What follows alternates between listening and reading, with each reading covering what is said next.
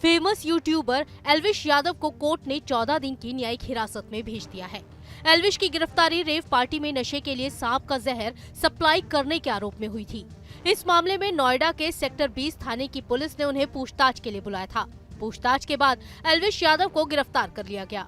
गिरफ्तारी के बाद एल्विश को कोर्ट में पेश किया गया। पेशी के बाद कोर्ट ने एल्विश यादव को 14 दिन की न्यायिक हिरासत में भेज दिया। कोर्ट में पेशी से पहले पुलिस ने एल्विश का मेडिकल कराया। एल्विश की गिरफ्तारी के बाद उनका एक वीडियो सोशल मीडिया पर वायरल हो रहा है, जिसमें वो पुलिस वालों के साथ हंसते हुए दिखाई दे रहे हैं। दरअसल बिग बॉस OTT 2 के विनर एल्विश यादव समेत 5 अन्य आरोपियों पर पिछले साल नवंबर में नोएडा के सेक्टर 39 थाने में रिपोर्ट दर्ज की गई थी। पुलिस ने 5 आरोपियों को गिरफ्तार कर लिया था। इन 5 की गिरफ्तारी बीजेपी नेता मेनका गांधी की एनिमल वेलफेयर संस्था PF की पहल पर हुई थी।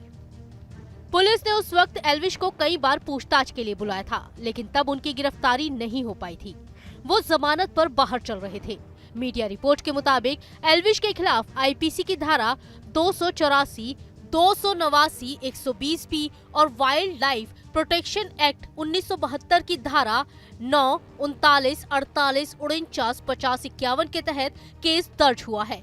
इस मामले में आरोपियों से बरामद स्नेक वेनम को जांच के लिए भेजा गया था। वहां से मिली रिपोर्ट के बाद NDPS एक्ट की धारा बढ़ा दी गई है। इस रिपोर्ट के बाद पिछले 5 महीने से जांच कर रही पुलिस ने इस केस को मजबूत कर लिया है। माना जा रहा है कि एल्विश के खिलाफ जिन धाराओं में केस दर्ज किया गया है, उसमें उनको लंबी सजा हो सकती है, जो सीधे तौर पर उनके करियर को प्रभावित करेगी। NDPS एक्ट को narcotics, drugs and psychotropic substance act 1985 कहते हैं। इसे 1988, 2001, 2014 और 2021 में 4 बार संशोधित किया गया। इसका इस्तेमाल नशीले पदार्थों को बनाने, खरीदने, बेचने और सेवन करने वालों के खिलाफ किया जाता है। इसके तहत चरस, गांजा, अफीम, heroin, cocaine, morphine, LSD, MMDA और एल्प्राजोलम आते हैं। इसमें कई ड्रग्स का इस्तेमाल दवाइयों के लिए किया जाता है, लेकिन इसका ज्यादा इस्तेमाल प्रतिबंधित है। इस धारा में आरोपी को 10 से 20 साल तक जेल और 1 से 2 लाख रुपए तक का जुर्माना हो सकता है। इसके अलावा वाइल्ड लाइफ प्रोटेक्शन एक्ट 1972 में 66 धाराएं और 6 अनुसूचियां हैं। इन अनुसूचियों के तहत वन्य जीवों की सुरक्षा की जाती है। पहली अनुसूची में जंगली जानवरों और पक्षियों को सुरक्षा मिलती है। इस सूची में 43 अन्य जीव शामिल हैं। इनमें बाघ, चीता, भालू, तोता, मोर, बतख की कुछ प्रजातियां, तीतर, उल्लू, बाज, ऊंट, बंदर, हाथी, हिरन, सफेद चूहा, सांप, मगरमच्छ, एलिगेटर और कछुआ को पालने पर प्रतिबंध है। इस एक्ट की कई धाराएं हैं।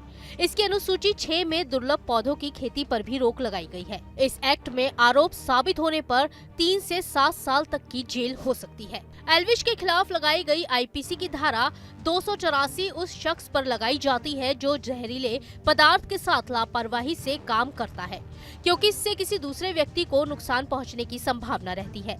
इसमें 6 महीने तक जेल और 1000 रुपए तक का जुर्माना है। IPC की धारा 279 पालतू जानवरों से संबंधित है। इसमें अगर किसी पालतू जानवर से कोई संकट पैदा होता है या किसी व्यक्ति को शारीरिक नुकसान पहुंचता है, तो इसकी जिम्मेदारी जानवर पालने वाले की होगी। इसमें 6 महीने तक जेल और 1000 रुपए तक का जुर्माना है। IPC की धारा 120 किसी भी अपराध को अंजाम देने के लिए मिलकर साजिश रचने के लिए लगाई जाती है। इसमें जरूरी नहीं होता कि आरोपी खुद अपराध को अंजाम दे, वो ऐसी साजिश का हिस्सा भी हो सकता है। इस धारा में उम्र कैद या 2 साल या उससे ज्यादा वक्त के लिए कठोर कारावास की सजा का प्रावधान है। यानी कहा जा सकता है कि बिग बॉस में NGO चलाने की बात बताने वाले एल्विश यादव सांप के जहर की तस्करी करने में बुरी तरह फंस चुके हैं। Team news nation.